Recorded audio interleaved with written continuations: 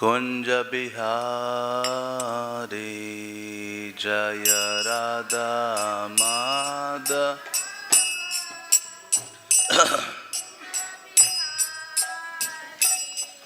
जय राधा माधव कुंज बिहारी जय राधा माधव कुंज बिहारी गोपी जन वल्लभ गिरिवरधारी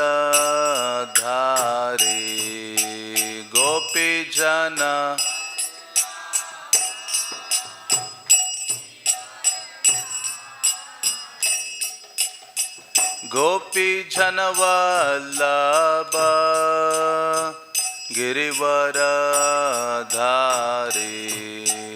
गोपी जन वल्लभ गिरिवरधारी यशोदानंदन व्रज जनरंजन यशोदा नंदन व्रज जनरंजन यशोदानंदन व्रज जनरंजन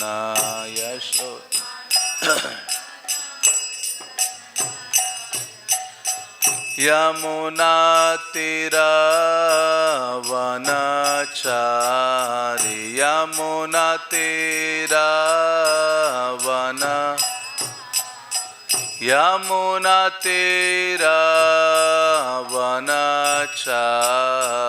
यमुना तीरा जय राधा माधव कुंज बिहारी जय राधा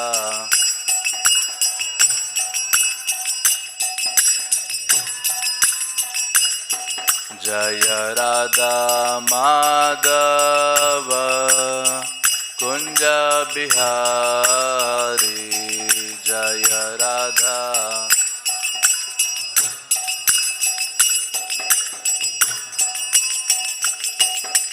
गोपी जन वल्लभ गिरिवरधारी गोपी जन वल्लभ गिरिवर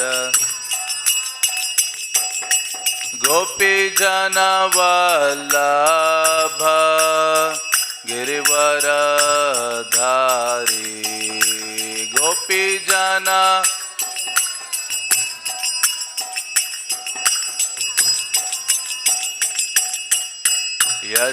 यशोदानंदन व्रज जनरंजन यशोदानंदन व्रज जनरंजन यशोदानंदन व्रज जनरंजन यशोदा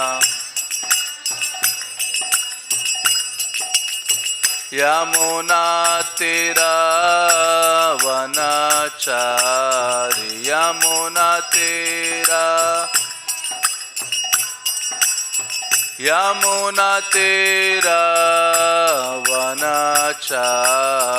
यमुना तीरावन जय राधा माधव श्री राधे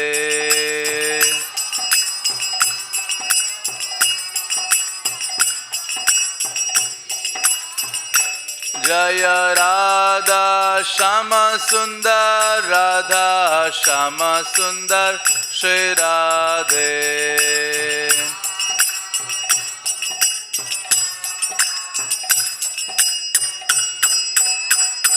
जय गौरनिताय गौरनिताय गौरनिताय जय गौरनिताय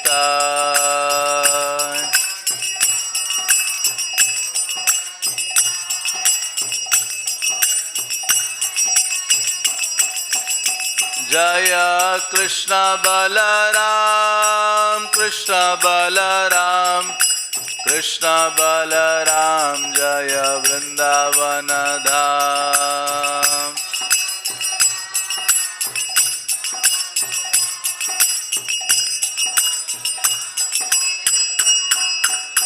जय वृंदावन धाम वृंदावन धाम वृंदावन धाम जय कृष्ण बलराम।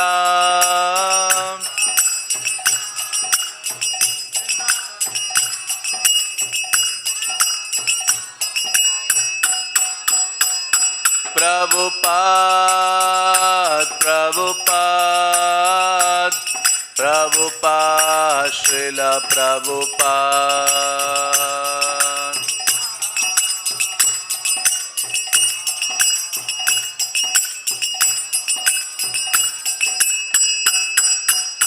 हरि बोल हरि बोल हरि बोल गौर हरि बोल।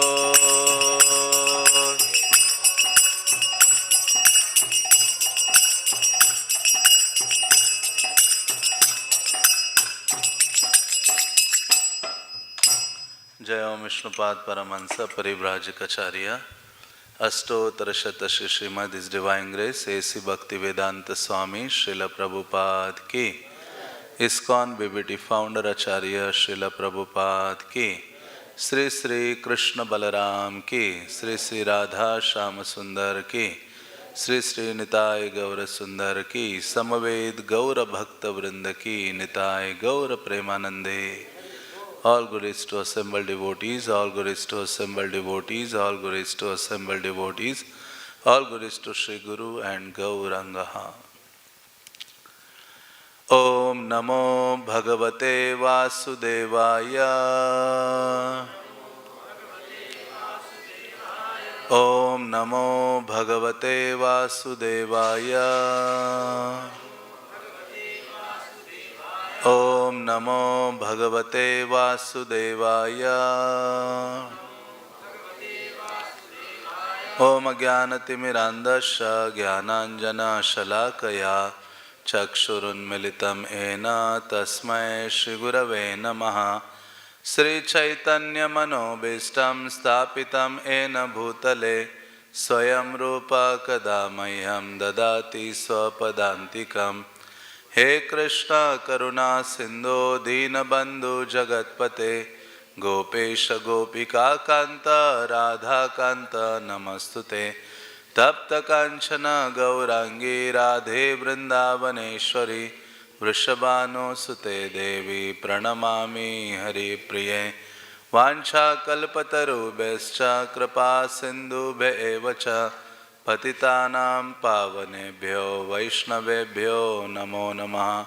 जय श्री कृष्ण चैतन्य प्रभु नित्यानंद श्री अद्वैत गदाधर श्रीवासदि गौर भक्तवृंद। हरे कृष्णा कृष्णा कृष्णा हरे हरे हरे राम राम राम हरे हरे। हरे कृष्णा। तो आप सब परिचित है, आज विशेष दिन है, राधा कुंड का प्राकट्य दिवस है आज। और साथ ही साथ दोन महान जो आचार्य हैं चैतन्य महाप्रभु के अनन्यतम जो पार्षद हैं वंशीवदन ठाकुर, उनका आज आविर्भाव है। और श्यामानंद प्रभु का भी आविर्भाव है, बलराम रास यात्रा भी हैं। तो इस प्रकार से ये सारे जो उत्सव हैं उनको हम चर्चा करने का प्रयास करेंगे आज। तो श्रील प्रभुपाद कहते हैं कि आध्यात्मिक जीवन में सरलता से अग्रसर होना है तो एक ही सरल उपाय है, और वो है भगवान के जो महान महान भक्तगण हैं उनका गुणगान अपनी जिह्वा से करते रहना। और इस साथ ही साथ इन महान वैष्णवों का जो चरित्र है उसको श्रवण करना। शास्त्र कहते हैं कि यदि कोई व्यक्ति काम से बहुत अधिक पीड़ित है, नाना प्रकार के विकार से ग्रस्त है, तो ऐसे सभी प्रकार के विकारों से दूर होने के लिए सर्वोत्तम उपाय क्या है? तो कहते हैं चैतन्य महाप्रभु के जो पार्षद है ना, उनके नामों का उच्च स्वर से गान करना, भक्तों के नामों का उच्चारण करना। और यही बात व्यासदेव ने भी पुराणों में कही है। व्यासदेव कहते हैं कि भगवान के जो भक्त हैं उनके नामों का उच्चारण करने मात्र से, भगवान का नाम तो बहुत महानतम है, सर्वोपरि है, उसका बहुत अधिक प्रभाव है, लेकिन भगवान के जो अनुगत है, भगवान के जो शरणागत हैं, ऐसे जो भक्तगण हैं, उनके नाम भी कोई साधारण नहीं है। वैष्णव के नामों का उच्चारण करने मात्र से ये जो काम है और ये अन्य विकार है वो तुरंत ही दूर होने लगते हैं, तो इसलिए प्रभावशाली हैं। इसी कारण से चैतन्य महाप्रभु के जो पार्षद है वो साधारण नहीं है। गौरांगेरस संगी गण नित्य सिद्ध करी माने, कि चैतन्य महाप्रभु के जो भक्त हैं उनको हमेशा हमें दृष्टि में नित्य सिद्ध समझना चाहिए। हाँ, से जाय ब्रजेंद्र सुतपाश, केवल ये चीज जानने से वो व्यक्ति वैकुंठ या आध्यात्मिक जगत जाने का योग्यता प्राप्त करता है। तो ऐसे ये दो महान वैष्णवों का आविर्भाव है। एक है बंसी वदन ठाकुर, हाँ, जो बंसी के ही अवतार हैं। चैतन्य महाप्रभु के जितने पार्षद रहे हैं वो किसी ना किसी गोपी हैं, मंजरी हैं, सखागण हैं, हाँ, जो कृष्ण लीला में थे वही गौर लीला में प्रकट हुए हैं, चैतन्य महाप्रभु के लीलाओं में अपना योगदान देने के लिए। तो ऐसे जो बंसीवदन ठाकुर हैं वो चैतन्य लीला में या कृष्ण लीला में बंसी के अवतार हैं। तो ऐसे बंसीवदन ठाकुर का प्राकट्य नवद्वीप के नजदीक ही हुआ था। और जब चैतन्य महाप्रभु ने संन्यास ग्रहण किया, संन्यास लेने के उपरांत चैतन्य महाप्रभु नवद्वीप को छोड़कर जगन्नाथपुरी के लिए चले गए, वहां निवास करने लगे अपनी माता की आज्ञा से। तो यहाँ चैतन्य महाप्रभु की जो पत्नी थी विष्णु प्रिया, अभी अभी उनका विवाह हुआ था, और उनकी जो माता थी सची माता, ये अकेले ही घर में थे, कोई उनकी देखभाल करने वाला नहीं था। लेकिन फिर भी जगत का उद्धार करने के लिए चैतन्य महाप्रभु ने संन्यास लिया है। हाँ, कोई अन्य कारण नहीं था। जगत के जीवों को कृष्ण भावना या कृष्ण प्रेम जो अभी तक दान नहीं किया गया था किसी अन्य अवतार के द्वारा, अनर्पित चरिम चिरात करुणयावतीर्ण कलो, कलियुगा में करुणा के कारण अवतरित हुए थे महाप्रभु। तो ऐसे चैतन्य महाप्रभु जब निकल जाते हैं जगन्नाथपुरी की ओर, तो उनकी माता बहुत अधिक वृद्ध थी और उनकी पत्नी अभी अभी विवाह हुआ था। उनको त्यागना बड़ा कठिन है, लेकिन ऐसे माता और पत्नी को त्याग किया चैतन्य महाप्रभु ने। तो फिर उनका देखभाल करने के लिए एक वैष्णव सामने आए जिनका नाम था बंसीवदन ठाकुर। तो ऐसे उनकी सेवा करने लगे, बिल्कुल दिन रात उनकी सेवा में लगे रहते थे। और एक दिन स्वयं बंसीवदन ठाकुर चैतन्य महाप्रभु के प्रति बहुत अधिक वियोग या विरह का भाव अनुभव कर रहे थे। साथ ही साथ जो विष्णु प्रिया है, चैतन्य महाप्रभु की जो भार्या थी, पत्नी, वो भी बहुत अधिक वियोग अनुभव कर रहे थे। इन दोनों ने सोचा कि अच्छा है कि हम अपना शरीर छोड़ देते हैं, देह का त्याग कर देते हैं चैतन्य महाप्रभु के बिना। तो उस समय चैतन्य महाप्रभु स्वप्न में आते हैं इन दोनों के और आदेश देते हैं कि जिस नीम वृक्ष के नीचे मेरा प्राकट्य हुआ था, उस नीम वृक्ष से ही मेरे विग्रह का निर्माण करो, बंसीवदन को कहा, और उनकी आराधना करते रहो। तो बंसीवदन ठाकुर ने उसी नीम वृक्ष से विग्रह बनाया जिनका आगे चलकर नाम है धामेश्वर महाप्रभु। आज भी हम नवद्वीप में जाते हैं तो वहाँ धामेश्वर महाप्रभु के दर्शन करते हैं, क्योंकि वो चैतन्य महाप्रभु से अभिन्न है। क्योंकि जो विष्णु प्रिया देवी थी वो बहुत अधिक चैतन्य महाप्रभु से विरह अनुभव कर रही थी, और बल्कि चैतन्य महाप्रभु जब उनको पता चला कि सन्यास लेने वाले हैं चैतन्य महाप्रभु, तो उस समय विष्णु प्रिया देवी रात्रि में, जिस रात दूसरे दिन सुबह महाप्रभु निकल के जाने वाले थे सन्यास लेने के लिए, उसकी पहली रात्रि में विष्णु प्रिया बहुत रो रही थी। महाप्रभु को भोजन खिलाया, चैतन्य महाप्रभु शयन के लिए जाते हैं, विष्णु प्रिया उनके निकट बैठती है, उनके चरणों को लेकर अपने गोद में रखती है, उनको पाद संवहन करती हैं और बीच बीच में रोती है और कहती है कि आप सच बताइए कि आप सन्यास ग्रहण करने वाले हैं। महाप्रभु कहते नहीं नहीं, ये नवद्वीप के लोग ऐसी ही बातें बनाते हैं, आप जैसी सुंदर पत्नी को छोड़ना कैसे संभव है, तो मैं सन्यास नहीं ग्रहण करने वाला। महाप्रभु तो सुबह ब्रह्म मुहूर्त में चुपके से भागने वाले थे घर से, तो लेकिन विष्णु प्रिया को कहते आप सो जाओ तुम। विष्णु प्रिया 10 मिनट के लिए सोती है, फिर से उठती है, उनका हाथ लेकर अपने माथे में रखती है कि बताइए बताइए कि आप सन्यास ग्रहण करने वाले हैं। तो महाप्रभु अंततः कहते हैं कि मैं सन्यास ग्रहण करने वाला हूँ। और उस समय महाप्रभु अपना चतुर्भुज या षड्भुज ऐसा रूप उनको दर्शन कराते हैं, और वो कहती है कि आप यदि चले जाएंगे तो मैं किसका आश्रय लूं। तो चैतन्य महाप्रभु कहते हैं देखो विष्णु प्रिया, इस जगत में सब कुछ अस्थायी है, केवल 2 ही चीजें शाश्वत हैं जिनका आश्रय आपको ही नहीं बल्कि जगत के हर जीव को लेना चाहिए, जिस चीज का शरण ग्रहण करनी चाहिए। तो विष्णु प्रिया देवी कहती है कि क्या है वो 2 चीजें जिनका हमें शरण ग्रहण करना होगा या आश्रय लेना होगा। क्योंकि महाप्रभु कहते हैं आश्रय लैया भजय कृष्ण तार नाही तेजे। जो आध्यात्मिक जीवन में अनुगत होकर भगवत सेवा करता है, कृष्ण उसका त्याग नहीं करते, भगवान उसको स्वीकारते हैं। तो ऐसे ही महाप्रभु ने कहा 2 चीजें शाश्वत है, एक है मेरा जो नाम है कृष्ण नाम, और दूसरा है भगवान के जो भक्त हैं।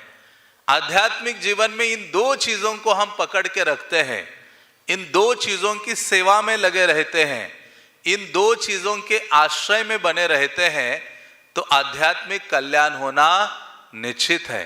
इसलिए हर समय भगवत नाम का उच्चारण करना, और जो नाम हमें महान गुरु आचार्य वैष्णव के द्वारा प्राप्त हुआ है उनकी सेवा में लगे रहना, इसको आश्रय लेना कहा गया है। यदि ये हम करते हैं तो आध्यात्मिक जीवन में कभी कोई बाधाएं नहीं आ सकती, और आध्यात्मिक जीवन में हम बहुत शीघ्रता से आगे बढ़ सकते हैं। तो चैतन्य महाप्रभु उनको ये कहते हैं। तो ऐसा विरह जब उनको हो रहा था तो विग्रह बनाया बाद में बंसीवदन ठाकुर ने, और जो विष्णु प्रिया देवी हैं बहुत प्रेम तन्मयता से धामेश्वर महाप्रभु के विग्रह की सेवा करती थी। और जब विष्णु प्रिया देवी अप्रकट हो गई, उसके पश्चात स्वयं बंसीवदन ठाकुर इनकी सेवा करने लगे नवद्वीप धाम में। आज भी हम जो नवद्वीप जाते हैं, मायापुर जाते हैं, तो भक्तगण निश्चित रूप से जो चैतन्य महाप्रभु से अभिन्न विग्रह हैं धामेश्वर महाप्रभु का दर्शन करते हैं और अपने आप को भाग्यशाली मानते हैं। तो इस प्रकार से बंसीवदन ठाकुर के बारे में कुछ अधिक विस्तृत नहीं है, लेकिन उनका मूल योगदान है सची माता की सेवा और विष्णु प्रिया की सेवा करते हुए भगवान के जो विग्रह थे धामेश्वर महाप्रभु, उनको मानो उन्होंने प्रकट कराया था। और दूसरे जो आचार्य हैं जिनका आज आविर्भाव है, उनका नाम है श्यामानंद प्रभु। तो ये श्यामानंद प्रभु विशेष है। अद्वैतेर अंश कला हय श्यामानंदे, जय कैल उत्कल धन्य संकीर्तनानंदे। तो चैतन्य महाप्रभु ऐसे भगवत विग्रह है कि जो सदा जगत के कल्याण की कामना करते हैं। चैतन्य महाप्रभु को चिंता रहती है कि जिस आंदोलन को मैंने शुरू किया है वो आंदोलन बंद नहीं होना चाहिए, हमेशा हमेशा के लिए आंदोलन अनवरत रूप से चलते रहना चाहिए मेरे अप्रकट होने के बाद। इसलिए महाप्रभु ने नवद्वीप में यह आंदोलन शुरू किया, संकीर्तन आंदोलन श्रीवास ठाकुर के आंगन में, और धीरे धीरे नवद्वीप में फैलाया और संन्यास ग्रहण करने के पश्चात मानो पूरे भारत भूमि में उसका प्रचार किया। तो चैतन्य महाप्रभु जब संन्यास लिए और जगन्नाथपुरी आकर रहे तो उनको चिंता हो गई, हाँ, कि मैं यहाँ आ गया, नित्यानंद भी आ गए मेरे साथ, अन्य वैष्णवगण भी आ गए, तो अरे जिस कीर्तन विधि को मैंने शुरू किया है, प्रेमदान जो मैंने शुरू किया है, उसको नवद्वीप या बंगाल में कौन आगे बढ़ाएगा।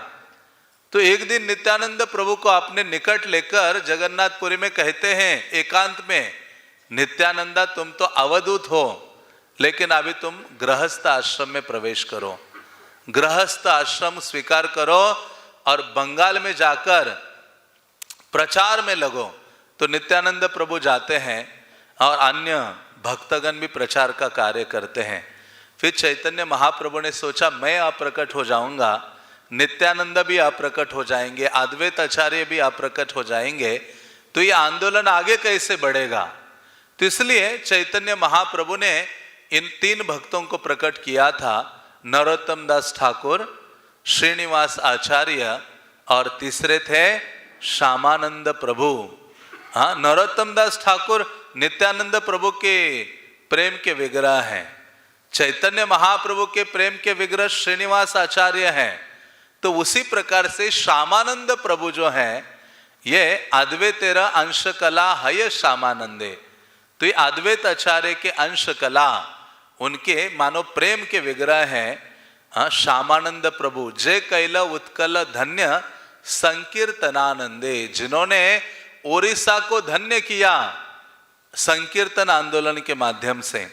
तो ऐसे श्यामानंद प्रभु का विशेष स्थान है, जिनके लिए श्याम सुंदर प्रकट हो जाते हैं, और उसी श्याम सुंदर का नाम श्रील प्रभुपाद ने वृंदावन में अपने मंदिर के विग्रह को रखा, राधा श्याम सुंदर।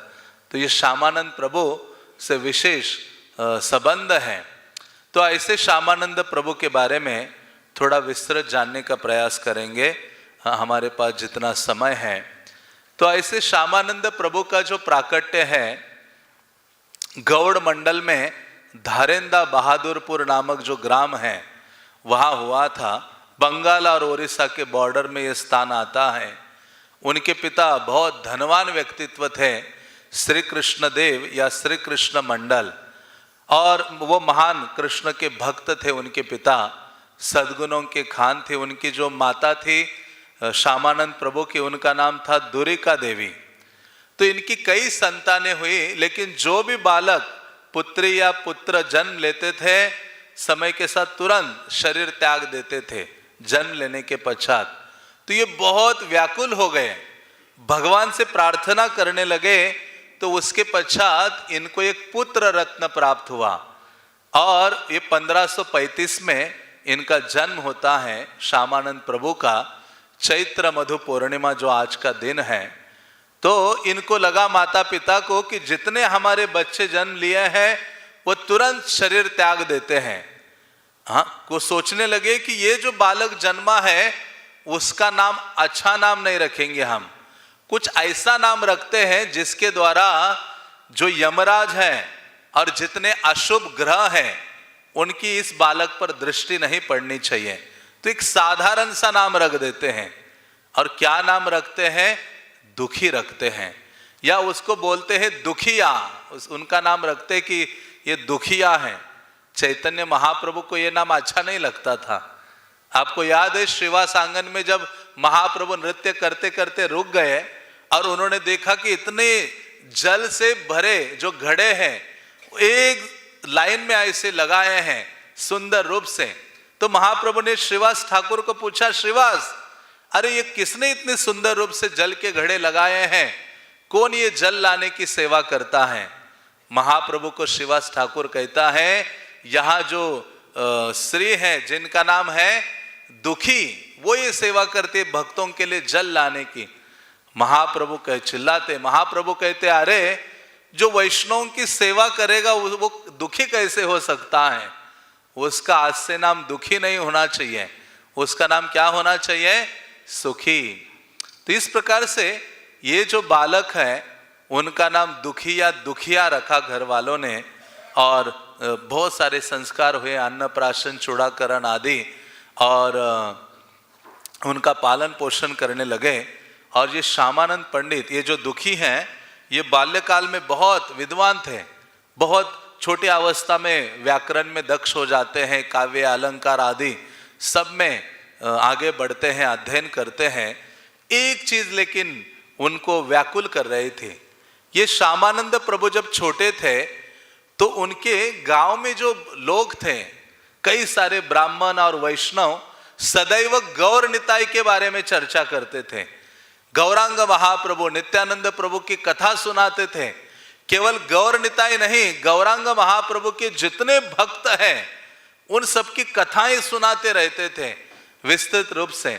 तो ये जो श्यामानंद प्रभु या दुखी है, ये बालक हमेशा ढूंढता था ऐसे भक्तों को, वैष्णव को, उनसे सुनते रहते थे और इतना सुनते थे गौरांग पार्षदों के बारे में कि महाप्रभु के प्रति प्रेम उनके हृदय में जागृत हो गया।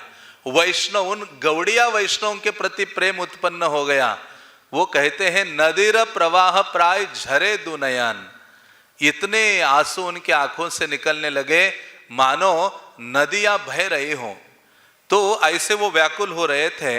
राधा कृष्ण लीलामृत करे पान, पिता माता सेवाय अत्यंत सावधान। तो ये सब करते हुए राधा कृष्ण की लीलाओं का भी वो श्रवण कर रहे थे और सारे प्रेम के लक्षण बाल्यकाल से प्रकट कर रहे थे। फिर उन्होंने एक दिन अपने पिता को कहा, पिताजी मुझे दीक्षा ग्रहण करनी है, मुझे गौरांग महाप्रभु के कोई पार्षद भक्त है ना, उनका चरण आश्रय स्वीकार करना है और उनके चरणों में रहकर मुझे राधा कृष्ण की सेवा करनी है। हाँ, तो ये जब सुना उनके पिता गदगद हो जाते हैं, क्योंकि वो भी महान वैष्णव थे। एक जगह वर्णन आता है कि पिता दुखी हो जाते हैं कि ये घर छोड़ के ना चला जाए, अकेला पुत्र है। हर माता पिता की आशा रहती है, गृहस्थ जीवन चलता है केवल आशा के कारण। आशा ही परमम दुखम, जो जितनी आशा होप रखता है उतना ही दुख को प्राप्त करता है। गृहस्थ सोचता है अभी इसके बाद सुखी हो जाऊंगा, उसके बाद सुखी हो जाऊंगा, बच्चा सुख देगा, उसकी शादी के बाद सुख मिलेगा, उस धन कमाएगा तब सुख मिलेगा, नहीं। तो ये जो उनके पिता थे उनको भी लग रहा था, लेकिन एक दृष्टि से वो आनंदित हो गए। उन्होंने कहा वैष्णव का आश्रय लेने के लिए चाह रहे हैं। तो उन्होंने पूछा किससे दीक्षा लेना चाहते हो? उन्होंने कहा आमार गुरु हृदय चैतन्य, मेरे जो गुरु है ना वो हृदय चैतन्य होंगे। गौरीदास पंडित के जो शिष्य है, जिनके हृदय में स्वयं गौर निताई प्रवेश किया है, ऐसे हृदय चैतन्य का मैं शिष्य बनना चाहता हूं, ऐसे हृदय चैतन्य के चरणों की सेवा में करना चाहता हूं। जब ऐसे अपने पिता को श्यामानंद प्रभु या दुखी ने बोला तो उनके पिताजी गदगद हो जाते हैं। वो कहते अरे वो तो अंबिका कालना में रहते हैं, ये बहुत दूर है अंबिका कालना। तो वो कहते मैं जाऊंगा, वैष्णवगण गंगा स्नान करने के लिए जाते हैं, हमारे गांव से उनके साथ जाऊंगा, लेकिन हृदय चैतन्य की शरण ग्रहण करूंगा। तो ऐसे दुखी भक्तों के संग में उनके गांव के लोगों के साथ बंगाल के अंबिका कालना में पहुंचते हैं। और अंबिका कालना में आकर, क्योंकि वो गौर निताई की लीला भूमि है, गौरीदास पंडित की लीला भूमि है, तो वहां पहुंचकर उस स्थल को वो दंडवत प्रणाम करते हैं। और दूर से हृदय चैतन्य आ रहे थे, उनको जब देखा श्यामानंद प्रभु जो दुखी थे, उनका नाम था अभी दुखी, वो जाकर उनके चरणों में गिरते हैं और वो कहते हैं आप कौन हो और क्यों आए हो? वो कहते हैं कि मैं दुखी हूं और मैं केवल आपके चरणों की सेवा करने के लिए यहां आया हूं। आप मुझे दीक्षा देकर कृतार्थ कीजिए। जैसे ऐसी याचना करते हैं तो हृदय चैतन्य उनको स्वीकार करते हैं और आपने गौर निताई के सामने ले जाकर उनको दीक्षा प्रदान करते हैं और उनको कहते हैं कि आज से तुम्हारा जो नाम है दुखी नहीं, उसके आगे उन्होंने जोड़ा दुखी कृष्णदास। हाँ, कृष्णदास भी है लेकिन कैसा है? दुखी है। बल्कि कृष्णदास तो बिंदास होता है, मायादास उदास होता है या मायादास दुखी होता है। तो लेकिन इन्होंने उनको नाम दिया दुखी कृष्णदास और इतना सेवा करने लगे, स्वयं का कभी ध्यान नहीं रखा। हाँ, दुखी कृष्णदास ने ऐसा वर्णन करते हैं कि दिन रात अपने गुरु की सेवा में लगे रहे और जो गौरीदास पंडित के गौर निताय हैं इतने बड़े बड़े, उनकी सेवा में नियुक्त रहे। और ऐसी जब सेवा कर रहे थे तो उनके आध्यात्मिक गुरु ने देखा ये बहुत राधा कृष्ण के लिए इसके हृदय में बहुत तन्मयता है, व्याकुलता है। तो उन्होंने कहा, हृदय चैतन्य ने कहा एक दिन कि हे श्यामान, ये दुखी कृष्ण, तुम क्या करो, वृंदावन चले जाओ और वृंदावन जाकर वहां जीव गोस्वामी हैं, जीव गोस्वामी के चरणों की शरण ग्रहण करो और जीव गोस्वामी से ग्रंथों का अध्ययन करो और राधा कृष्ण की सेवा ब्रज में रह के करो। ये जब आदेश उनके गुरुजी से उनको मिलता है तो जो श्यामा दुखी कृष्णदास है वो वहां से निकलते हैं। हृदय चैतन्य पुनः करे आलिंगन, प्रेमाविष्ट हया कहे जाह वृंदावन। तो हृदय चैतन्य ने आलिंगन किया और उन्होंने कहा तुम वृंदावन चले जाओ। दुखी कृष्णदास बहु क्रंदन करिया, हैला विदाय प्रभु पदे प्रणमिया। दुखी कृष्णदास ने अपने गुरु के चरणों में प्रणाम किया और रोते रोते व्याकुल होते होते वृंदावन के लिए आए हैं। वृंदावन वास्तव में उन लोगों के लिए है जिनके हृदय में कृष्ण प्राप्ति की तीव्र लालसा है। वृंदावन तो भजन और सेवा का स्थान है। यहाँ जितने भी आचार्यगण आए हैं वो खाली बैठने के लिए नहीं आए हैं। वृंदावन कोई भोग का स्थली नहीं है या आनंद, अपने आनंद के लिए वृंदावन नहीं है। हम कहते वृंदावन मुझे बहुत अच्छा लग रहा है, अरे तुम्हारे आनंद के लिए वृंदावन नहीं है। वृंदावन है राधा कृष्ण को आनंद प्रदान करने का स्थान है और ये सेवा का स्थली है। जो भी आचार्य यहाँ आया है, ब्रज की जिसने भी शरण ग्रहण की है, वो केवल सेवा के अलावा कोई अन्य वासना इच्छा किसी के हृदय में नहीं है। तो ऐसी सेवा भावना को धारण करके जितने भी यहाँ आचार्य आए हैं उन्होंने आध्यात्मिक सिद्धि को प्राप्त किया है।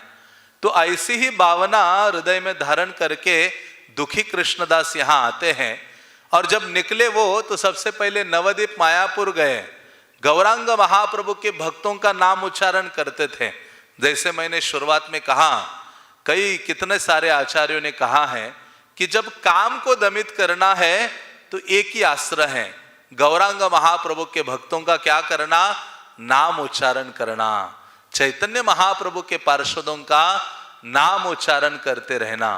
तो ये नवद्वीप गए, वहां सारे नवद्वीप में भ्रमण किया, क्रंदन कर रहे थे और नवद्वीप धाम को प्रार्थना कर रहे थे, श्री गौड़ मंडल कृपा करुणा हमारे, कि हे गौड़ मंडल, हे नवद्वीप धाम, आप मेरे ऊपर कृपा कीजिए ताकि मैं ब्रज जा सकूं और राधा कृष्ण की जो सेवा है उसमें लग सकूं। तो ऐसे नवद्वीप से वो तीर्थ भ्रमण करते करते मथुरा आते हैं, जन्म स्थान का दर्शन करते हैं और ब्रज की भूमि में लोटपोट हो जाते हैं। फिर विश्राम घाट में पहुंचते हैं और उसके पश्चात सीधा यहाँ वृंदावन में आते हैं। तो उन दिनों सबसे बड़ा देवालय यहाँ था गोविंद देव का, और जो भी वैष्णव बंगाल ओडिशा से आते थे वो सीधा गोविंद देव मंदिर पहुंचते थे और गोविंद देव का दर्शन करते थे। तो प्रेम विलास में लिखा गया है, देखिल गोविंदेर चक्र वेड़ दूर हैते, देखिया मूर्छित हैया पड़िला भूमिते। जैसे ही दुखी कृष्णदास ने गोविंद देव जो रूप गोस्वामी के लिए प्रकट हुए विग्रह उनको देखा तो मूर्छित होकर गिर पड़े। प्रभुपाद चैतन्य चरितामृत के तात्पर्य में लिखते हैं, दर्शन करने का अर्थ है भगवान के श्री विग्रह को देखते ही क्या हो जाना, मूर्छित हो जाना। ये है दर्शन। महाप्रभु जगन्नाथपुरी पहुंचे, जगन्नाथ को देखकर मूर्छित होकर गिर पड़े। तो इस प्रकार की व्याकुलता दर्शन में थी। गोविंद दर्शन करे प्रेमे मत हया, कांदिया कांदिया पड़े प्रणाम करिया।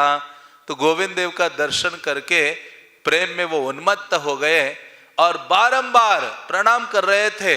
गोविंद गोविंद का नाम लेते हुए दुखी कृष्णदास जोर जोर से रो रहे थे, क्रंदन कर रहे थे। तो जब इस प्रकार से गोविंद का दर्शन किया, उसके पश्चात वो बाहर निकलते हैं और रोते हुए हैं। उनके हृदय में बहुत अधिक दैन्य का भावना थी, अपने आप को बहुत अधिक अधम तुच्छ मान रहे थे और ऐसी भावना से वृंदावन में भ्रमण कर रहे थे। हाँ, धीर समीर में जाते हैं, बंसीवट में जाते हैं, चिर घाट में जाते हैं, इमली तला गोवर्धन पहुंचते हैं, फिर वहां से राधा कुंड जाते हैं और राधा कुंड में जाकर रघुनाथ दास गोस्वामी के चरणों में गिर पड़ते हैं। रघुनाथ दास गोस्वामी इस युवक को देखते हैं कि जिसके शरीर में कृष्ण के लिए इतना प्रेम झलक रहा है। रघुनाथ दास गोस्वामी कहते हैं कि नाम तुम्हारा कार चरण आश्रय। रघुनाथ दास गोस्वामी कहते हैं, अरे तुम्हारा नाम क्या है, किसके चरणों का तुमने आश्रय लिया है? ये कहते हैं मोर नाम दुखी कृष्ण दास निवेदय। उन्होंने कहा मेरा नाम क्या है? दुखी कृष्ण दास है। मोर प्रभु हृदय चैतन्य महाशय, सुनिया गोसाईर बाड़े आनंद हृदय। उन्होंने कहा मेरे आध्यात्मिक गुरु हृदय चैतन्य है, महाशय। महाशय का अर्थ क्या करते जीव गोस्वामी? राधा रानीर चरण आश्रय करे से ही महाशय। हाँ, तो मतलब अपने जो आध्यात्मिक गुरु है उनको हमें साधारण दृष्टि से नहीं देखना चाहिए। रघुनाथ दास गोस्वामी कहते आध्यात्मिक गुरु को जब देखते हो आप, तो ये देखो कि श्रीमती राधा रानी के सबसे निकटतम कोई है तो मेरे आध्यात्मिक गुरु हैं। इसलिए तो हम प्रणाम मंत्र में बोलते हैं कृष्ण प्रेष्ठाय भूतले। हाँ, प्रेष्ठाय मतलब जो प्रिय है, इस भूतल पर कृष्ण के लिए जो सबसे अधिक प्रिय है वो मेरे आध्यात्मिक गुरु हैं। इस भावना से अपने आध्यात्मिक गुरु को देखना चाहिए और बहुत गर्व, आदर, सम्मान के साथ आध्यात्मिक गुरु का नाम उच्चारण करना चाहिए। हाँ, तो क्या है, तब आध्यात्मिक गुरु की सेवा के प्रति भावना, श्रद्धा, विश्वास परिपूर्ण होता है। तो इस प्रकार से वहां से रघुनाथ दास गोस्वामी ये सुनते हैं तो आनंदित हो जाते। रघुनाथ दास गोस्वामी कहते अरे अभी अभी जाओ, कृष्णदास कविराज यहाँ ही बैठे हैं पीछे, उनको प्रणाम करो, उनका आशीर्वाद लो। तो तुरंत कृष्णदास कविराज के पास जाते हैं, उनका शरण लेते हैं, उनकी कृपा को प्राप्त करते हैं और उसके पश्चात जीव गोस्वामी के पास आते हैं, फिर से वृंदावन। और जीव गोस्वामी के पास आकर उनको दंडवत करते हैं और उनको कहते हैं कि मेरा नाम दुखी कृष्णदास है, मेरे माता पिता दक्षिण में निवास करते हैं और जो हृदय चैतन्य है वो मेरे आध्यात्मिक गुरु हैं और उनके आध्यात्मिक गुरु गौरीदास पंडित हैं। तो इस प्रकार से अपना परिचय उनको देते हैं और उनके चरणों में कहते हैं कि मुझे अपने आध्यात्मिक गुरु ने आपके पास भेजा है। हे जीव गोस्वामी, आप मुझे शास्त्र अध्ययन करवाइए और राधा कृष्ण की सेवा का जो रहस्य है, उनकी सेवा रागानुगा विधि से कैसे करनी चाहिए उसकी मुझे शिक्षा प्रदान कीजिए, बहुत दैन्य विनम्रता के साथ। एक्चुअली आध्यात्मिक जीवन में दैन्य के बिना भगवत जो प्रेम है वो प्रकट नहीं हो सकता।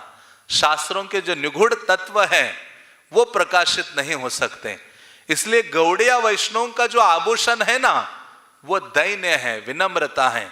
जितने भी हमारे आचार्य गण हैं उनका आभूषण उनकी विद्वता नहीं है, उनका आभूषण उनकी कोई अचीवमेंट्स नहीं है।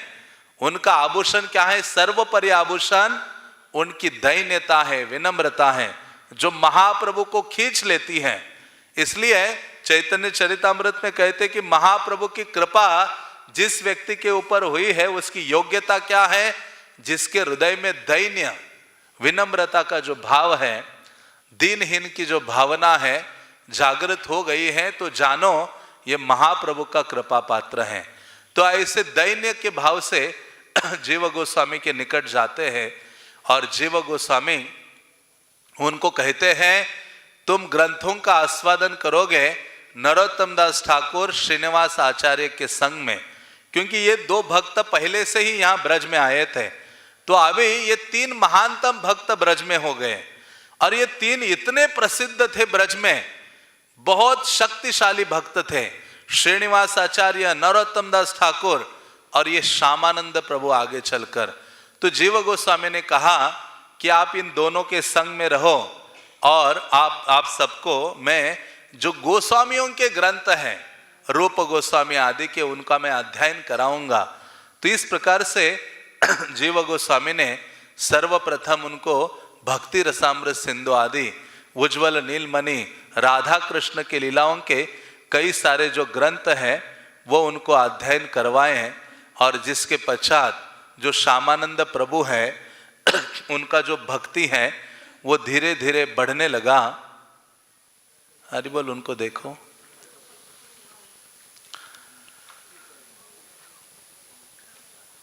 हरे कृष्णा कृष्णा कृष्णा हरे हरे, हरे राम राम राम हरे हरे, हरे कृष्णा कृष्णा कृष्णा हरे हरे, हरे राम राम राम हरे हरे। तो जीव गोस्वामी ने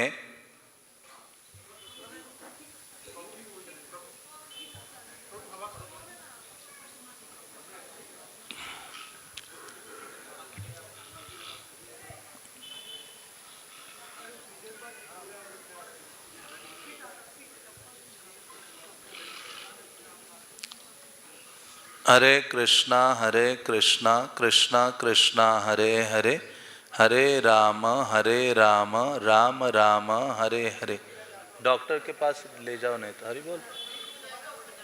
हरे कृष्णा कृष्णा कृष्णा हरे हरे, हरे राम राम राम हरे हरे।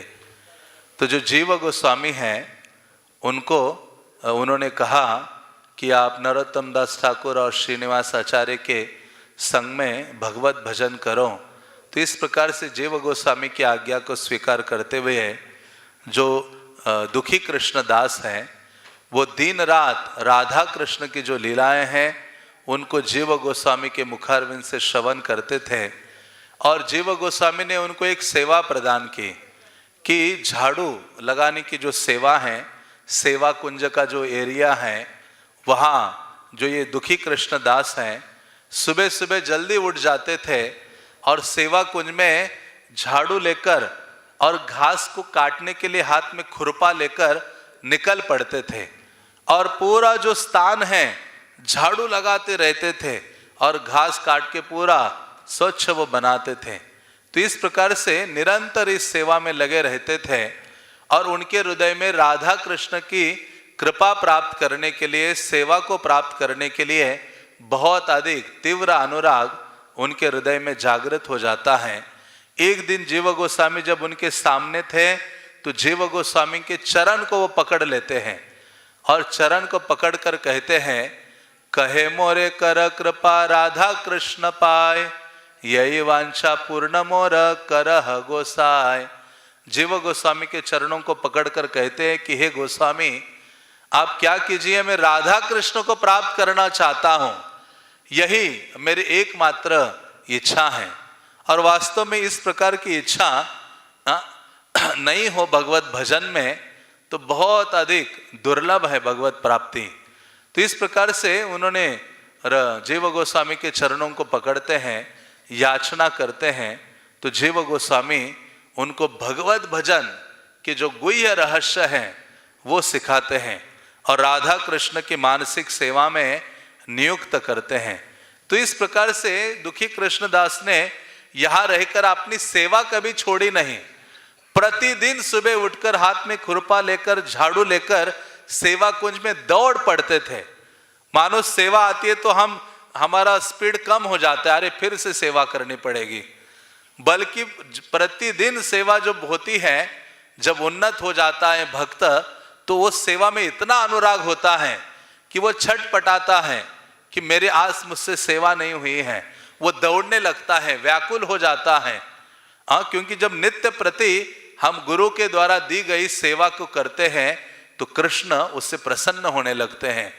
तो ऐसे जब वो सेवा कर रहे थे यहाँ नित्य रूप से, तो उस समय एक दिन श्रीमती राधा रानी और जो कृष्ण हैं, वृंदावन कल्पवंजे कुटीर भीतरे राधा कृष्ण रासलीला करे निरंतरे। तो राधा रानी और कृष्ण इस ब्रज के उस स्थान में निरंतर अपनी दिव्य लीलाएं प्रकट करते हैं। तो आचार्यगण कहते हैं कि जो व्यक्ति माया से ग्रसित है, ऐसा व्यक्ति ब्रज में जो अभी नित्य लीलाएं हो रही हैं उनको देखने का सामर्थ्य या योग्यता नहीं है। जिस व्यक्ति के हृदय में भगवान के लिए अहेतु की या निष्काम प्रेम है, वही व्यक्ति भगवत लीलाओं का दर्शन आज भी कर सकता है। तो ऐसे राधा कृष्ण की कुंज में नित्य लीला हो रही थी और राधा कृष्ण रात्रि के समय में दोनों नृत्य कर रहे थे। ये जहां सेवा कर रहे थे उसके निकट, और राधा कृष्ण नृत्य कर रहे थे, सारी सखीगण नाच रहे थे और कई सखियां जो अलग अलग वाद्य हैं वो बजा रहे थे।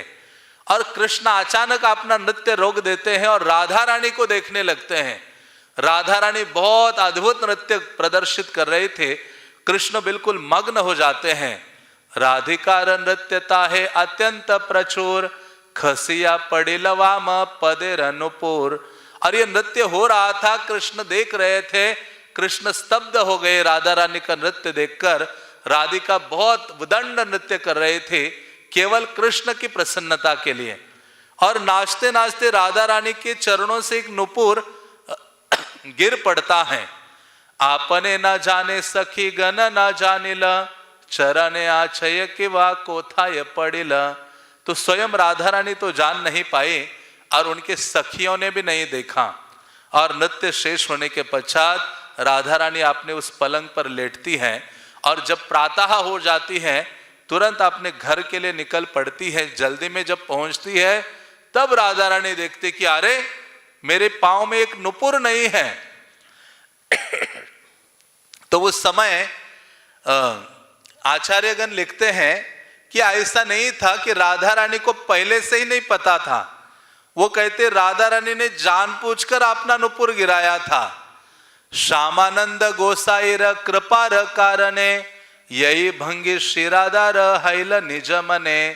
केवल श्यामानंद प्रभु पर कृपा करने के लिए राधा रानी ने उनकी सेवा को देखकर उस स्थान में जानबूझकर अपना नुपुर गिरा दिया था कि श्यामानंद की सेवा से अति प्रसन्न थे। उनकी जो दैन्यता की भावना है और वो सेवा कर रहे थे राधा कृष्ण के लिए और वैष्णवों के लिए।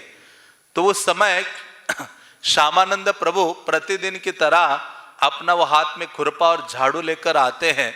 उस स्थान में श्री कुंज दर्शन करे प्रणाम करेला, संस्कार लागिया कल्प तरो मुले गेला।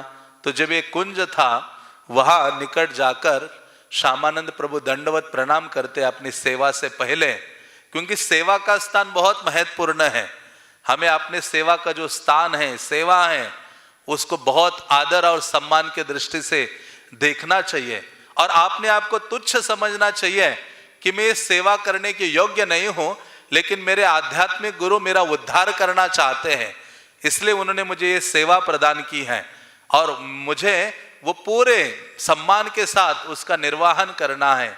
तो जैसे उस स्थान में पहुंचते हैं सबसे पहले प्रणाम करते हैं श्यामानंद प्रभु और उस वृक्ष के नीचे जाकर झाड़ू लगाना शुरू करते हैं। तरुमुले देखिले न कनक बंकराजे, सूर्य जन हयाचे उदय कुंज माझे। तो देखा कि ये नीचे एक बहुत सूर्य के समान तेज निकल रहा है।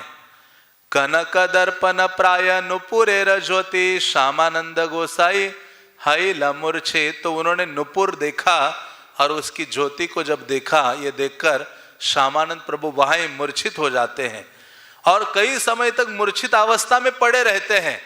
थोड़ी देर बाद उनकी बाह्य दशा उनको प्राप्त होती है, अष्ट सात्विक विकार उमड़ने लगते। जैसे उस नुपुर का ऐसा स्पर्श करते हैं ना, तुरंत उनके शरीर में ऐसे झंझनाहट होती है, हृदय ऐसे कंपित होने लगता है, अष्ट सात्विक विकार प्रकट होने लगते हैं और उस नुपुर को लेकर अपने माथे में लगाते हैं और राधा कृष्ण, हा राधा, हा कृष्ण उच्चारण करने लगते हैं और प्रेम से व्याकुल होकर कहने लगते हैं, कबे मोरे राधा कृष्ण दिव्य दर्शन, कब वो दिन आएगा कि राधा रानी और कृष्ण मुझे दर्शन प्रदान करेंगे। तो उस नुपुर को लेकर उन्होंने जो कपड़ा था छोटा सा, नुपुर को बांधा, गले में बांध दिया और अपनी जो सेवा है वो करते रहे।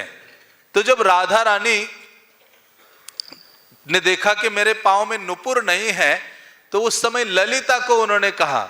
ललिता सखी दौड़कर इस स्थान में आती है, एक वृद्धा ब्राह्मणी का रूप धारण करके, और आती है और ये देखा कि इसी स्थान में ये लीला घटित हुई थी। ये युवक यहाँ झाड़ू लगा रहा है। तो ललिता सखी एक वृद्ध स्त्री के रूप में आए थे। वो पूछती है कि तुम्हारा नाम क्या है? ये कहते मेरा नाम है दुखी कृष्णदास। तो ये कहते हैं ललिता सखी, वो कहती है कि मेरी जो वधू है, हाँ, या मेरी जो बहू है, उसका एक नुपुर यहाँ गिरा है। यमुना जले वधु जाइते आछिला, संभ्रमे नुपुर कुंजे खसिया पड़िला। मेरी जो वधु है वो यमुना का जल भरने के लिए गई थी और वो जाते आते इस स्थान में उसका नुपुर गिरा है।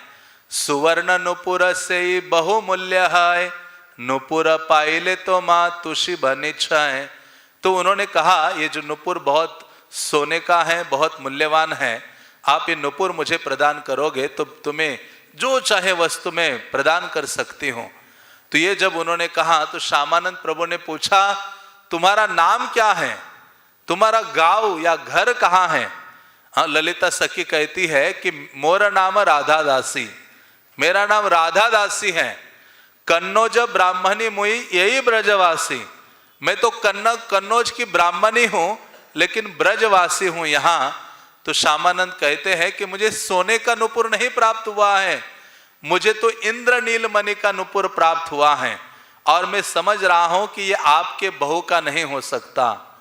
उन्होंने कहा कि ये नुपुर तो मुझे लगता है श्रीमती राधा रानी का है, ये नुपुर किसी साधारण मनुष्य का नहीं हो सकता। जिस नुपुर का स्पर्श करने मात्र से मेरे हृदय में कृष्ण के लिए, राधा रानी के लिए प्रेम जागृत हो गया, ऐसा नुपुर साधारण कैसे हो सकता है? जिस नुपुर को देखने से मैं मूर्छित होकर गिर पड़ा, जिसका स्पर्श करने मात्र से मेरे हृदय में प्रेम का सागर उमड़ आया, ऐसा नुपुर साधारण नहीं हो सकता, ये किसी मनुष्य का नुपुर नहीं है। तो उन्होंने कहा सही में आपके बहू का है तो मुझे आपके गांव ले चलो, मैं ये नुपुर सारे गांव वाले लोगों को दिखाऊंगा और वो कहेंगे कि ये इसका है तो दूंगा और 4-5 साक्षी रखूंगा और फिर ये नुपुर आपको प्रदान करूंगा। हाँ, तब दूंगा, जिसका है उसके पाँव में मैं पहनाऊंगा। तो ललिता सखी कहती है कि ये तो अड़ गया है। तो उस समय वो देखती हैं उनके उस कौशल को। ललिता सखी कहती है अपना, वो कहती है कि मैं साक्षात ललिता हूं। तो ये गदगद हो जाते हैं। वो कहते हैं आप अपना स्वरूप दिखाइए। ललिता सखी कहती है मैं अपना स्वरूप दिखाऊंगी तो तुम धैर्य धारण नहीं कर पाओगे, अचेत होकर गिर पड़ोगे और तब कैसा मेरा दर्शन कर सकते हो। तो श्यामानंद प्रभु कहते हैं आपकी कृपा से ही मैं धैर्य धारण कर पाऊंगा, आपका दर्शन कर पाऊंगा। तो ललिता सखी कहते हैं अपनी आंखों को बंद करो। जिस क्षण आंखें बंद करते हैं तो ललिता सखी अपना जो दिव्य रूप है वो उनके सामने प्रकट करती हैं। शुद्ध कांचन गौरांगी शुभ्र वस्त्राम सुलोचनाम कोटि कंदर्प लावण्यम कोटिंदु ललिताम वंदे। तो ललिता सखी का स्वरूप कैसा है? शुद्ध कांचन गौरांगी। यहाँ राधा रानी तप्त कांचन गौरांगी है, ललिता सखी यहाँ शुद्ध कांचन गौरांगी है। शुभ्र वस्त्रा सुलोचना, शुभ्र वस्त्र है, सुलोचन है। हाँ, कोटि कंदर्प लावण्य है उनका। जैसे श्यामानंद प्रभु ने देखा वो दिव्य रूप, वो मूर्छित होकर गिर पड़ते हैं और उनके चरणों का स्पर्श करते हैं, उनके चरण धूलि को लेकर अपने शरीर में लगाते हैं और वो कहते हैं कि आप मांगो, कुछ वर मांगो, क्या चाहते हो। ललिता सखी जब ये कहती हैं तो वो कहती है, श्यामानंद प्रभु उनको कहते हैं कि मुझे राधा कृष्ण की मैं सेवा करना चाहता हूँ, वो ऐसा मुझे वर दीजिए, उनका दर्शन करना चाहता हूँ, आपकी दासी बनकर रहना चाहता हूँ। तो ये जब उन्होंने कहा तो वो कहते हैं कि ये संभव नहीं है।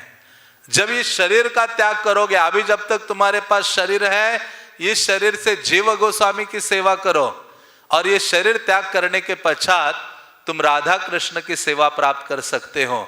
उस समय कुंज मंत्र या राधा मंत्र उनको प्रदान करती है ललिता सखी और उस नुपुर को लेने के लिए चाहती है। तो इन्होंने गले से निकालकर वो नुपुर, जो उनके पास लोहे का खुरपा था जिससे घास काटते थे, उसके ऊपर रखा था और जब उसको लेने गए तो वो जो लोहे का खुरपा है वो भी सोने में परिवर्तित हो गया था। और ये जब देखा, ललिता सखी ने देखा कि ये तो वो नुपुर राधा रानी को ही देना चाहता है, मुझे नहीं देना चाह रहा है, तो वो सोचने लगे कि क्या करें। तो राधा रानी का स्मरण करती है ललिता सखी यहाँ उपस्थित होकर। राधा रानी तुरंत समझ लेती है ललिता सखी के विचार, तुरंत रूप मंजरी को बुलाती है और कहती है कि ललिता सखी को बोलो उसको एक कुंड में स्नान कराओ और उसको मेरे पास लेकर आओ। तो उनको कुंड में स्नान कराकर गोपी का देह प्राप्त हो जाता है दुखी कृष्णदास को। और जैसे ही गोपी का देह प्राप्त होता है, श्रीमती राधा रानी के सामने वो उपस्थित हो जाते हैं और राधा रानी के सामने उपस्थित होकर वो देखते हैं श्रीमती राधा रानी को और राधा रानी देखकर गदगद हो जाती हैं। उनका नाम रखती है कनक मंजरी। कनक मंजरी नाम दिल तत्क्षणे, आज्ञा दिल नुपुर लैया आइस अमासने। तो ये ललिता सखी ने उनको नाम दिया था कनक मंजरी और उनको कहा कि चलो ये नुपुर लेकर मेरे साथ राधा रानी के समक्ष जाकर वो नुपुर रखते हैं। और राधा रानी कहती है, राई आज्ञा कैल उठ कनक मंजरी। राधा रानी कहते कि ये उठो, हे कनक मंजरी तुम उठो और तुम क्या करो, निरंतर ललिता सखी के साथ सेवा में नियुक्त हो जाओ। तो उस समय राधा रानी ललिता सखी को कहती है कि ये जो नुपुर है ना, ये उठाकर उसके माथे में लगाओ। कई ग्रंथों में आता है कि राधा रानी ने स्वयं लगाया, लेकिन मूल प्यारों में वर्णन आता है कि राधा रानी ललिता सखी को कहती है कि ये नुपुर लेकर उनके माथे में लगाओ, ये मेरा चरण चिन्ह, तिलक चिन्ह, ये चरणों से अभिन्न है। उसके माथे पर ये चरणों की छाप प्रकट हो जाएगी। और फिर राधा रानी उसके बीच में एक बिंदु ऐसे बना देती है और ये जो तिलक श्यामानंद प्रभु के माथे में जब देखा जाता है तो ललिता सखी राधा रानी आनंदित हो जाती है और ललिता सखी उनको नाम देती है, आज्ञा दिल तुम्हारा नाम हौ श्यामानंद, कि तुम्हारा नाम क्या होगा, आज से श्यामानंद होगा, क्योंकि तुमने श्यामा को आनंद प्रदान किया है। श्याम कृष्ण है, श्यामा श्रीमती राधा रानी है। उनके चरणों की सेवा करके, उनका नुपुर वापस प्रदान करके श्रीमती राधा रानी को आनंद प्रदान किया है, इसलिए तुम्हारा नाम श्यामानंद है। तो वास्तव में श्रील प्रभुपाद कहते हैं ना, उन्होंने अपनी कविता लिखी, प्रभुपाद कहते हैं मेरी सेवा के द्वारा राधा रानी खुशी हबे। कौन खुश होना चाहिए? राधा रानी। प्रभुपाद ने कहा कृष्ण की सेवा करने का योग्यता सामर्थ्य हम में नहीं है, कुछ हम कृष्ण को अर्पित करना चाहते हैं तो हम क्या करें, फूल अर्पित करना चाहते हैं तो राधा रानी के निकट रखें। राधा रानी किसको अर्पण करेगी? कृष्ण को अर्पण करेगी। इस प्रकार से सरल विधि श्रील प्रभुपाद जी हमें प्रदान करते हैं। और उस समय राधा रानी कहती है, आमार पद चिन्ह थाकुक तोमार कपाले, हमारे चरण मति रहु सर्वकाले।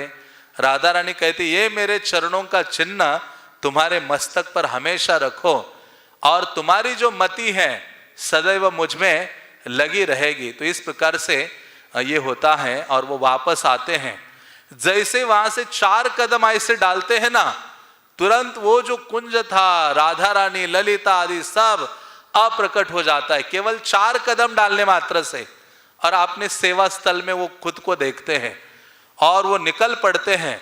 और वो अभी जो उनका जो रूप है, काले सावले थे, लेकिन अभी बिल्कुल राधा रानी का वर्ण जैसा है, गौर वर्ण उनका हो गया था। और जीव गोस्वामी के पास आते हैं, जीव गोस्वामी को दंडवत करते। जीव गोस्वामी कहते, अरे तुम्हारा वर्ण तो सुवर्ण सम हो गया है। जीव गोस्वामी कहते, निश्चित रूप से तुम्हारे ऊपर राधा कृष्ण की कृपा हो गई है। और मैं ये क्या देख रहा हूं आपके माथे पर, राधा कृष्ण पद चिन्ह प्राय ललाट निहारी। वो कहते हैं कि तुम्हारे माथे पर राधा कृष्ण के चरण चिन्ह प्रकट हुए हैं, राधा रानी के चरण प्रकट हुए हैं। तो इस प्रकार से राधा रानी के जो चरण चिन्ह हैं, तिलक के रूप में श्यामानंद प्रभु के मस्तक में प्रकट हुए थे। और उस समय उन्होंने कहा कि तुम्हारे उत्तरिया में क्या छुपा के रखा है। तो उत्तरे में उन्होंने वो खुरपा छुपा के रखा था। जीव गोस्वामी ने उनका उत्तरिया खोला और देखा, अरे ये तो लोहे का होना चाहिए था, ये सोने का कैसे है। जीव गोस्वामी जब पूछते हैं कि हे दुखी कृष्णदास, बताओ क्या घटित हुआ है। ललिता सखी ने कहा था, केवल एक व्यक्ति को यह बताना, जीव गोस्वामी को। जीव गोस्वामी अतिरिक्त किसी अन्य से ये बात प्रकट करोगे तो मृत्यु को प्राप्त हो जाओगे और राधा कृष्ण की सेवा से भी वंचित हो जाओगे। तो जो भी हुआ था उन्होंने जीव गोस्वामी के निकट सब समझाया या बता दिया। और जीव गोस्वामी गदगद हो जाते हैं और आलिंगन करते हैं। जीव गोस्वामी कहते, अरे श्यामानंद, तुम्हारे जैसे महान भक्त का आलिंगन करके मैं आज पवित्र हो गया हूं, धन्य हो गया हूं। तो उस समय जीव गोस्वामी उनकी प्रशंसा करते हैं। तो सारे ब्रज में ये फैल गई न्यूज कि ये अलग तिलक धारण किया है, इनका रंग बदल गया है। और धीरे धीरे ये न्यूज, ये जो समाचार है, उनके गुरु बंगाल में रह रहे थे, हृदय चैतन्य उनके पास चला गया। वो सोचने लगे कि मेरा जो शिष्य था उसको जीव गोस्वामी ने फिर से दीक्षा दे दी और दूसरा तिलक दे दिया, नया नाम दे दिया श्यामानंद। श्यामानंद नाम ललिता सखी ने दिया था। तो जीव गोस्वामी ने कहा कि उन्होंने दिया है तो आज से तुम्हारा नाम क्या होगा, श्यामानंद होगा। तो सब श्यामानंद कहकर पुकारने लगे। तो वह हृदय चैतन्य आग बबूला हो गए कि ऐसे कैसे हो सकता है, ये उचित नहीं है। महाप्रभु की ये शिक्षा नहीं है कि दूसरे गुरु से दीक्षित है फिर से उसको दीक्षा दे देना, नाम दे देना, तिलक बदल देना। तो उस समय उन्होंने लेटर लिखा और लेटर भेजा भक्तों के साथ। तो जीव गोस्वामी ने यहाँ से लेटर लिखा कि ऐसा कुछ नहीं है, बल्कि श्यामानंद प्रभु भी ओरिजिनल घटना नहीं बता सकते थे। लेकिन श्यामानंद प्रभु ने लेटर में कहा कि मेरे स्वप्न में है गुरुदेव, आप ही आए थे, आपने ही तिलक लगाया था, आपने ही मेरा नाम बदला था। तो ये लेटर जब पहुंचा वहां हृदय चैतन्य के पास, तो हृदय चैतन्य कहते ये सब झूठा बताकर मुझे बोल रहे हैं कि मैं स्वप्न में आया था। कहते मैं तो यहाँ हूं, मैं कहाँ स्वप्न में आया हूं। तो फिर 64 महंतों को लेकर, बहुत सारे भक्तों को लेकर हृदय चैतन्य यहाँ पहुंचे। जीव गोस्वामी के आगे उन्होंने फिर धीर समीर में बड़ी सभा की, विशद वर्णन है। और वो सभा करके सारे गौड़िया वैष्णव एकत्रित हो गए और श्यामानंद को बीच में बिठाया, जीव गोस्वामी को बिठाया। जीव गोस्वामी ने कहा ऐसा नहीं है। फिर श्यामानंद को कहा हृदय चैतन्य ने कि वास्तव में तुम्हारा ये तिलक ओरिजिनल है और तुम्हारा नाम मूल है, हाँ, तो तुम्हारे इधर तिलक अंकित किया जाएगा और तुम्हारे वक्षस्थल पर नाम लिखा जाएगा श्यामानंद। हाँ, और फिर यदि तुम्हारे जो गुरु हैं, उनके गुरु ने कहा मैं उसको पोंछ दूंगा और धो दूंगा, धोने के बाद वो प्रकट नहीं हुआ तो तुम्हें वैष्णव समाज से बाहर निकाला जाएगा। हाँ, तो ये जब सुना तो बहुत रोने लगे श्यामानंद प्रभु। उनको सबके बीच में बिठाया गया, सारे महंत बैठे हुए थे। और जीव गोस्वामी ने, उन्होंने जो श्यामानंद प्रभु ने जो उत्तरिया धारण किया था, उस उत्तरिया को जीव गोस्वामी ऐसे खींच लेते हैं और वहाँ एक वैष्णव चंदन लेकर उनको तिलक अंकित करता है और यहाँ वक्षस्थल पर श्यामानंद नाम लिखा जाता है और सब महंतगण कहते हैं हृदय चैतन्य उठो, जो उनके गुरु थे उनको शंका थी और उठने के लिए कहते हैं, वो जाते हैं जल लेकर पूरा धोना शुरू करते हैं। जैसे जैसे धो रहे थे वैसे वैसे माथे पर तिलक क्या हो रहा था, प्रकट हो रहा था, क्योंकि राधा रानी ने जब इनको बीच में बिठाया बिल्कुल ध्यान मग्न हो गए श्यामानंद प्रभु और मानसिक सेवा में राधा रानी के चरणों का आश्रय लिया। राधा रानी को प्रार्थना की कि देखिए आपके जो प्रिय हैं गुरु मुझे उनके चरणों से दूर कर रहे हैं, मेरी रक्षा कीजिए। जब ऐसे उन्होंने कहा तो राधा रानी तुरंत सुबल सखा को बुलाती है, क्योंकि सुबल सखा कौन है, गौरीदास पंडित हैं। गौरीदास पंडित किसके गुरु हैं, हृदय चैतन्य के गुरु हैं। तो सुबल सखा ने कहा जब तुम्हारे साथ ये होगा तो मेरा स्मरण करना, जैसे वो तुम्हारा तिलक और नाम धोते रहेंगे वैसे वैसे वो प्रकट होता रहेगा। तो उस समय श्यामानंद प्रभु ने ये प्रार्थना की थी और उनके गुरु जब ये धोने लगे उनके नाम और तिलक, तो वो तिलक फिर से प्रकट हो जाता है। जितनी बार पानी डाल रहे थे, हाथ से मल रहे थे, उतना तेजी से वो अंकित हो रहा था श्यामानंद। सब लोग ये नाम जोर जोर से उच्चारण कर रहे थे, पढ़ रहे थे और उस तिलक को देखकर आनंदित हो रहे थे। और सबने कहा वास्तव में ये जो श्यामानंद है राधा रानी के कृपा पात्र है, राधा रानी को इन्होंने आनंद प्रदान किया है। तो इस प्रकार से श्यामानंद प्रभु बहुत विशेष आचार्य है जिनके बारे में बहुत विस्तृत वर्णन है। एक ग्रंथ लिखा गया श्यामानंद प्रकाश, जिसमें उनके कई चरित्रों का वर्णन किया है, किस प्रकार से जब यहाँ और ये भी कहा जाता है जब उनको बहुत अधिक विरह हुआ, तिलक आदि छाप राधा रानी के द्वारा प्राप्त हुआ, जब वो जाने के लिए निकले कि आप जाओ अभी जीव गोस्वामी के पास, तो उन्होंने कहा आपसे दूर नहीं जा सकता है श्रीमती राधा रानी। तो राधा रानी क्या करती है, अपने हृदय से विग्रह प्रकट करती है। कृष्ण के इतने छोटे विग्रह राधा रानी के हृदय से प्रकट हुए हैं, वो ऐसे प्रकट करके राधा रानी श्यामानंद प्रभु को देती हैं और कहती है कि निरंतर इनकी सेवा करते रहना, हाँ कभी मुझसे विरह महसूस नहीं करोगे। तो आज भी हम जाते हैं श्यामानंद प्रभु का जो ये मंदिर है श्याम सुंदर मंदिर, आज भी वो राधा रानी के हृदय से स्वयंभू प्रकट विग्रह उनके दर्शन आज भी होते हैं। तो वो विग्रह जब श्यामानंद प्रभु पूजा कर रहे थे तो ये अकेले ही थे। तो श्यामानंद प्रभु के स्वप्न में भगवान रात्रि में कहते अरे मैं अकेले नहीं रहना चाहता हूं, मेरे साथ राधा रानी चाहिए। और भरतपुर के जो राजा है उनका जो धन आदि रखने का स्थान था, राधा रानी वहां विग्रह के रूप में प्रकट हो गए। तो श्यामानंद प्रभु को कहा कि हे श्यामानंद, वहां राजा के धन आदि जहां रखते हैं स्टोर हाउस में, वहां राधा रानी प्रकट हुई हैं, वहां वो राधा रानी को लाओ और मेरे साथ उनका विवाह करके मेरे साथ उनकी सेवा आराधना करो। और राजा के स्वप्न में भी वहां आदेश देते हैं। तो राजा सुबह उठता है और राधा रानी देखता है अपना धन रखने का स्थान, कोषागार, उसको खोलते तो देखते राधा रानी वहां बैठी है, खड़ी है। वो राधा रानी को उठाते, रानी को लेते हैं, अपने लोगों को लेकर ब्रज में आते हैं और यहाँ श्याम सुंदर मंदिर में राधा रानी को अर्पित करते हैं। राधा कृष्ण का विवाह महोत्सव मनाते हैं और वहाँ उसके बाद श्यामानंद प्रभु उनकी सेवा करने लगते हैं। तो एक दिन राधा रानी जब ये यहाँ रह रहे थे, राधा रानी कहती है कि हे श्यामानंद अभी उत्कल चले जाना, क्योंकि ओडिशा में बहुत पापी लोग बढ़ रहे हैं, मेरे भक्तों को कष्ट दे रहे, खुद भी पापाचार में लिप्त है। वहां जाकर कृष्ण भक्ति का प्रचार करो, उनका उद्धार करो।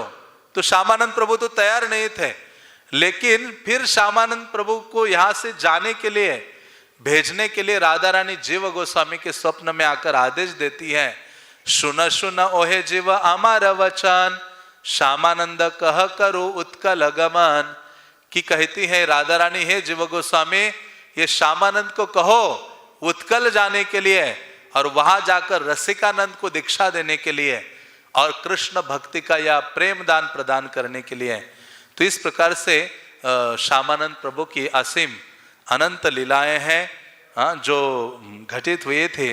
तो ऐसे जो वैष्णव चरित्र है जिसको हमें पढ़ने का प्रयास करना चाहिए, सुनना चाहिए, शिक्षा को स्वीकार करना चाहिए, तो हम क्या होंगे, धीरे धीरे हमारा जो हृदय है वो विमल हो जाएगा और भगवान का नाम लेने की, सेवा करने की जो दृढ़ता है हमारे हृदय में स्थापित हो जाएंगी। तो आज राधा कुंड का आविर्भाव भी है, राधा कुंड का प्राकट्य कार्तिक में हम मनाते हैं। वो जब चैतन्य महाप्रभु ने राधा कुंड को खोजा था वो दिन था कार्तिक में। लेकिन आज का जो दिन है, आज के दिन भगवान ने या श्रीमती राधा रानी ने ये राधा कुंड श्याम कुंड प्रकट कराया था, क्योंकि आज के दिन अरिष्टासुर का वध किया था भगवान ने। और राधा रानी ने कहा कि आपको गो हत्या का पाप लगा है, आपको शुद्ध होने के लिए जगत के सारे तीर्थों से स्नान करना पड़ेगा। भगवान ने कहा मैं क्यों सब जगह जाऊं, तो अपने पाद का प्रहार करके गड्ढा बनाते हैं, वो कृष्ण कुंड कहलाता है। सारे जल वहां आते हैं और फिर राधा रानी को कृष्ण कहते कि तुमने उस आसुर की साइड ली है, तुम्हें भी पाप लगा है, दूषित हो गई हो, तो तुम्हें कुंड बना, स्नान करो इस कुंड में।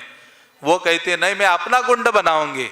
तो अपने कंगन से सारी गोपिकाएं वो सब कुंड बनाती हैं और मानसी गंगा का जल डालने का प्रयास करती है, थक जाती है। कृष्ण कहते अरे मेरे कुंड का जल ले लो। सारे जितने तीर्थ कहते कि हे राधिका आपकी सेवा करने का सौभाग्य हमें प्रदान कीजिए। तो सारे जो तीर्थ है राधा कुंड में प्रवेश करते हैं, फिर राधा रानी स्नान करती है, कृष्ण स्नान करते हैं। तो वो भी विशेष लीला है, उसका भी स्मरण करना चाहिए, पढ़ना चाहिए। तो इस प्रकार से आज बहुत बहुत शुभ दिन है, चैत्र की पूर्णिमा है, बलराम रास क्रीड़ा है। बलराम जी हमेशा चैत्र और वैशाख ब्रज में रहते हैं 2 महीने के लिए, रास क्रीड़ा में मग्न रहते हैं, ब्रजवासियों को, गोपियों को आनंद प्रदान करते हैं। तो बलराम का भी ये विशेष दिवस है। हाँ, तो समय हो चुका है। हरे कृष्णा कृष्णा कृष्णा हरे हरे, हरे राम राम राम हरे हरे। राधा कुंड प्राकट्य महोत्सव के, श्यामानंद प्रभु आविर्भाव तिथि के, बंसीवदन ठाकुर आविर्भाव तिथि के, बलराम रास यात्रा की, पतित पावन श्रील प्रभुपाद की, निताय गौर प्रेमानंदे।